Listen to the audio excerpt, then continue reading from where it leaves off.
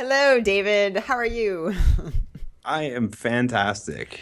Thank you. Fantastic. Thank you so much for being here. I'm just going to read your bio just so that folks kind of know about some of the stuff you've done and some of the stuff you've written if they don't already.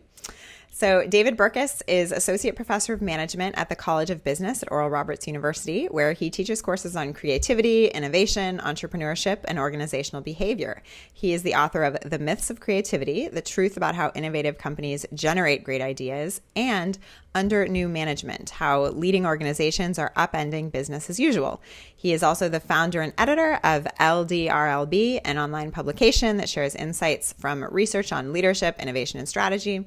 His work has been featured in Forbes, Bloomberg Business Week, Psychology Today, Fast Company, and the Harvard Business Review. So yeah, you've done a lot. So tell me a little bit more. So give me sort of the flavor behind that, the stuff that didn't come out in Yeah, that paragraph. I mean, you make me sound way cooler than I really am. But I mean, I'm a weird case. I came to my undergraduate education as an English major, as a writing major, sort of wanting to be that great American novelist type person until, I kind of learned that nobody makes any money doing that. That was lesson one. Lesson two was I was in school around the time that your Malcolm Gladwells and Daniel Pinks and Chip and Dan Heaths of the world began writing or began writing books. And I sort of fell in love with that genre, whatever you'd call that, writing about social science, or some people call them like the idea book. But that idea that you could blend social science research and practical application was fascinating to me, from a genre standpoint, but then also just from a knowledge and insight standpoint. So kind of I wouldn't call it a 180-degree pivot, but I switched from being sort of English to organizational psychology, and all my graduate degrees are along that route. But the goal was not to ever sort of do my own research. I'm a terrible researcher.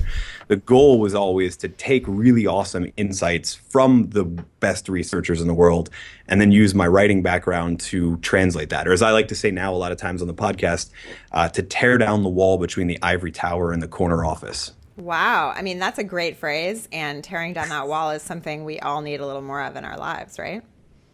Yeah, well, I think the best way to say it, actually, John Acuff already says, where he talks about how he likes to put handles on ideas to make them easier to pick up and take around. If that wasn't already taken, I would have stolen it. But we're both on the summit. So You I can can't take very it well now. steal Take it now. I won't But yeah, come. but same idea. I think there's a lot of amazing insights from the world of social science that we don't know because they're buried in academic journals using, a 21st grade reading level, not even 12th grade reading level, but like ridiculous verbosity and all that sort of stuff. And so my goal is to kind of I read those so you don't have to. Wow, that's awesome. Okay, so I want to kind of talk about what it is we don't understand about creativity, and just a lot of the concepts that you lay out in The Myths of Creativity, which is this really cool book, and just kind of what it is that we think we know about creativity, but we're actually completely dead wrong on. And I just wanted to read kind of one quote to get us going. Yeah. Creative ideas this is of course from your book, creative ideas make people uncomfortable. It turns out that at least subconsciously, we can have a hard time recognizing ideas as both new and useful at the same time. This cognitive dissonance between creativity and practicality may actually create a subtle bias against creative ideas, which I thought was really interesting because I guess I come from the world where I think creativity is good, but then realizing that that doesn't necessarily mean that I always embrace it. Right. Well, and there's a difference between, one of the challenges with the bias is we celebrate creativity, but there's a difference between celebrating creativity and recognizing creative ideas. And this is where it gets really dangerous. Every time I get called into an organization to talk about that book, it's always, we want our people to have more great ideas. And every time we sort of start from no, you actually don't. And that's the problem. Wow. Right. Wow. So what I'm talking about there is, if you ask 10 different people for a definition of creativity, you'll get probably 11 responses. You'll get one from an academic and it'll have a footnote. So you'll get 11 out of it, even if you only ask 10 people. But the uniform thread is they'll use two words or their synonyms, novel and useful, which is what you read, or original and valuable, or new and like utility or some word like that. But the idea is novel and useful. It has to depart from the status quo, but it has to bring value. And the challenge with that is when we're judging creative ideas, ideas that depart from the status quo are really hard to judge because what do we use to judge whether or not something's going to work? We only have our past experiences, right?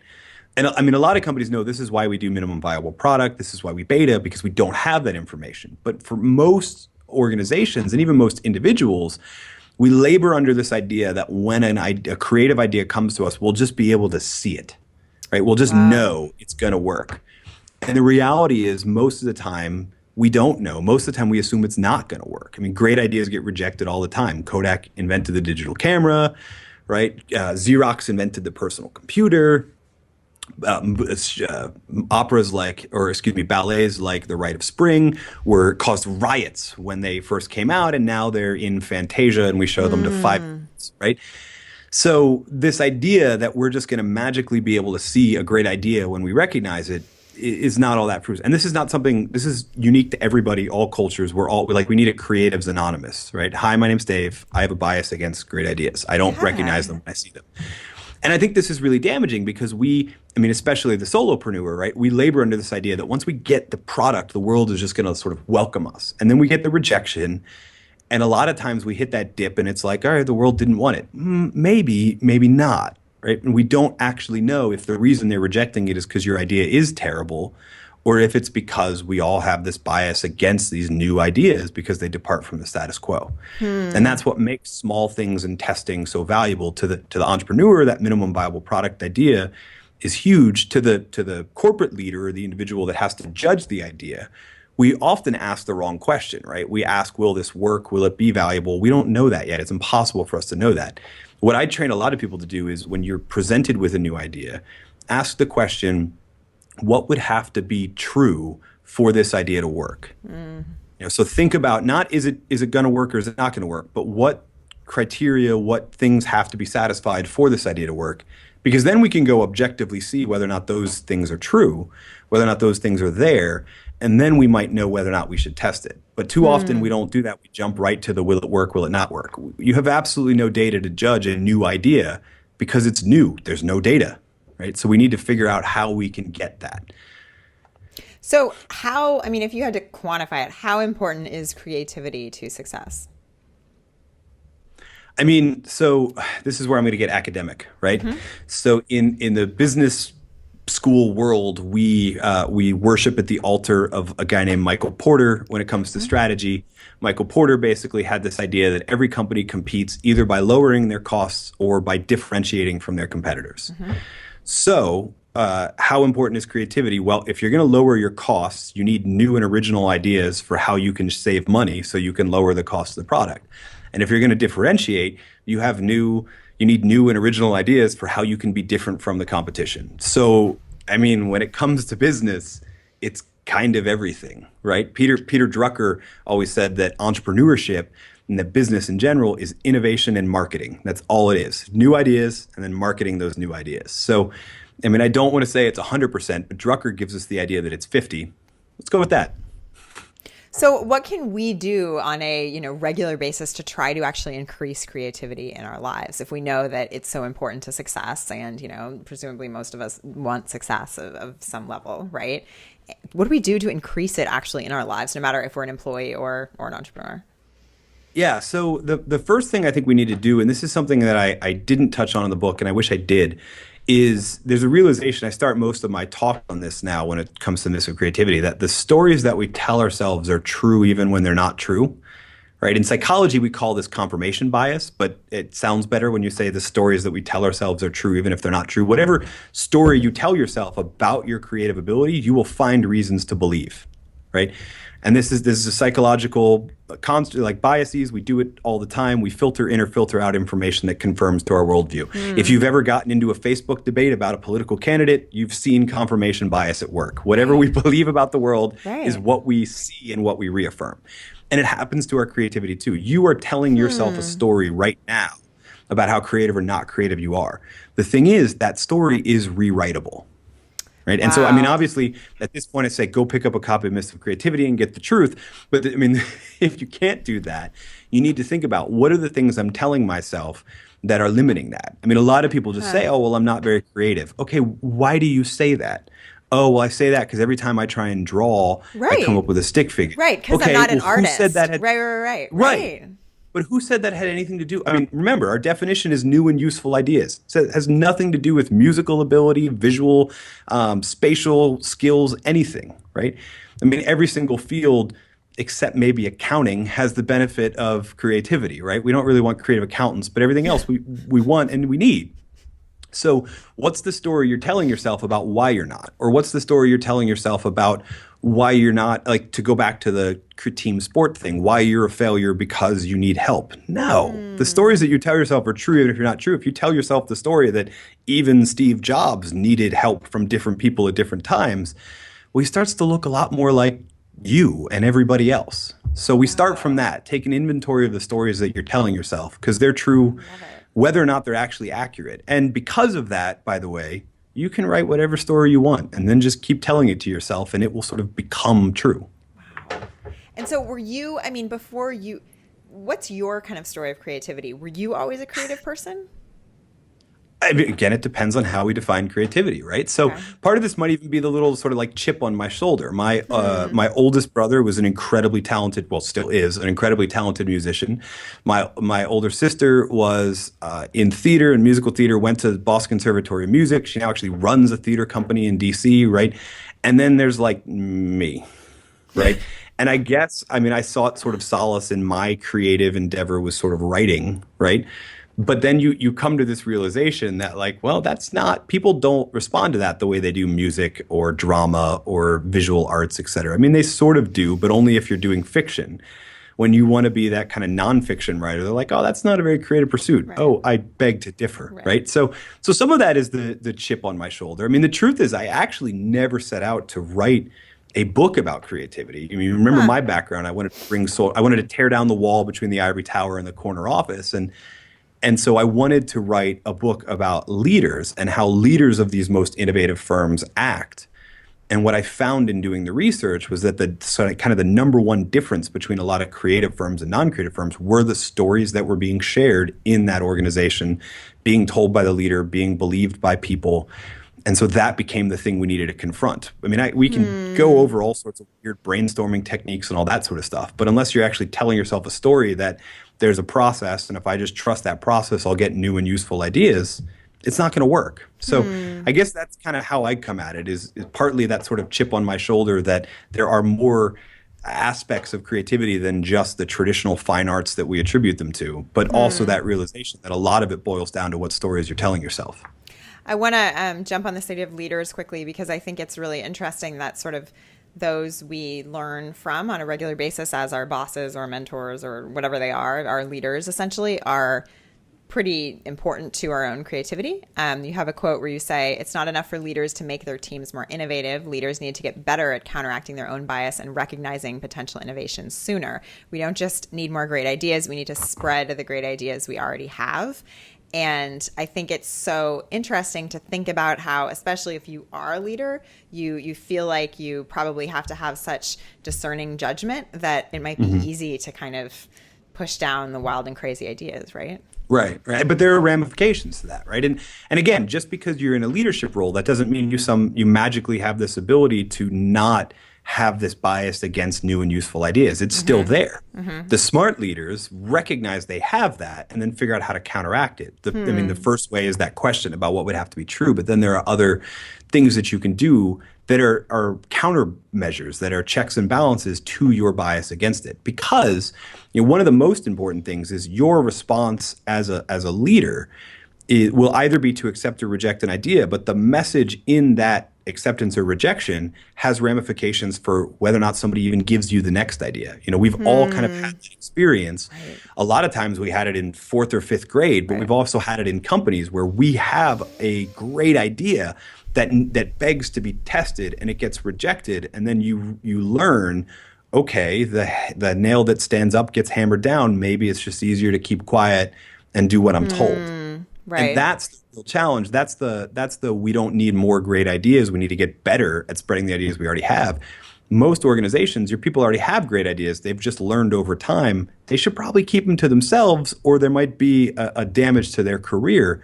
And that's a problem. Even if that's not official policy, the reaction of leaders to that is what creates that culture. And it's a very damaging culture. And it's probably very common. That's really interesting. Yeah, very common.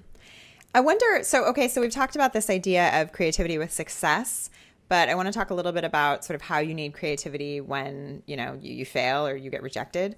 You say it's not enough for people to learn how to be more creative. They also need to be persistent through the rejection they might face.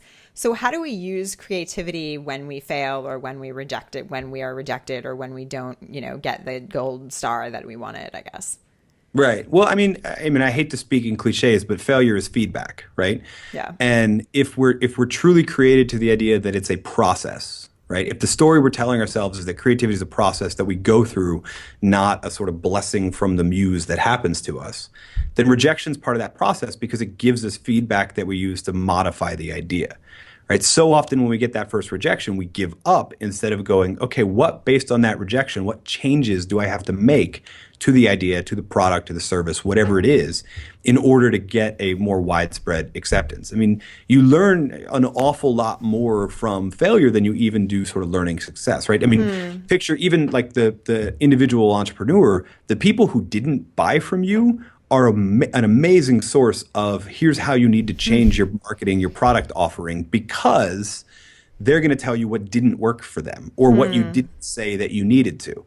But what's our most common reaction? Like we think in funnels and we think, 20% of people are going to convert and that's just what it is. Well, okay, but there's a ton of stuff we can learn from that 80% that'll help us get the number to 25 or 30. And yeah, not everybody's going to buy into your great idea, but you can learn a lot from the people who didn't about how to raise the percentage of people who will next time. That makes so much sense, right? I mean, I think it's easy. I mean, this goes back to, people always say that folks like to focus on getting new customers versus, cultivating current ones or something. And it's kind of a similar kind of idea, the way we just sort of say, we take for granted that you could never push it beyond that 20%, when in reality, we're not sort of creatively thinking about what we could do to get it higher. Well, and we're not seeking out that feedback. And I mean, even inside organizations, a lot of times we get a no, and either we're quiet or our response is why not? And we do it in a way where we're still trying to sell the idea, but kind of taking that posture of humility and being like, look, I get it, and I'm not going to push you for this idea anymore, but help me understand a bit more about you and the organization. What was the reason you said no, so that I can come up with ideas that will be more likely to get a yes, right? To the same thing to customers. Why did you say no to this idea, so that I know what other product I can offer or what I can change to this product to get more people? I'm not going to push you. I'm not going to say, hey, I made this change, now buy from me. But when I find that new customer, your insights will help for that. And again, not everybody's going to even respond to that. But a whole lot more people will, as long as they believe that you're still not trying to sell your idea or sell your product. You're just trying to take that posture of humility and go, look, I get it. It was no, but why was it no? I mean, it does make it sound like, though, that kind of using creativity for success, at times you have to be pretty self-confident to kind of move it forward, right? Whether you're in an organization or not. Well, I mean, I will say there's a decent amount of research in leadership and the link between that and narcissistic personalities. And that had some lessons. But again, I think it's this idea less of having confidence and more of not taking it personally. Again, if you believe that your creativity, that what you offer the world is this sort of genetic gift, then when people reject it, that's the sort of that's a fixed mindset, as Carol Dweck would say. If you believe that it's a process and that the rejection is a step in the process and you just have to get to that next step in the process, that's not a statement on you at all. That's a statement on the process. And therefore, you can not actually internalize it. You cannot take it personally, because we just got to keep moving forward. So I would say it could either be some sort of narcissistic level of self-confidence, or it can be a realization that this is a process. This rejection is a step in that process, and next step. Let's just keep going. I love it. This has been super, super valuable. Can you talk to me a bit about what you're really working on right now and where folks can find out more about you? Yeah. So, I mean, what I'm working on right now is really just kind of spreading the ideas in undernew management. I think there's a lot of stuff in that and in this of creativity that can help a lot of people. In fact, you go to the website, davidburkus.com, the first question I'll ask is like, how can I help? Can I help with creativity? Can I help with, what can I do to help? So that's what I'm really focused on. I can tell you we have an inkling of an idea for the next book and the next idea, but we're at the very beginning of that process, and I don't need the rejection yet. I need the ideas now. So I won't share too much about that. But really, I mean, the book's only been out for about 2 months, so I'm really about spreading the word of Under New Management and how can we help with those people. So best place to find info on that is at davidburkus.com. That's also where the podcast is. That's also where, I mean, there's a ton of free resources. Obviously, I hope you buy the book in triplicate, but if you don't want to do that, there's a ton of free resources on the site too for you to check out. Awesome. Thank you so much for being here. This was really great. Yeah, thank you for having me.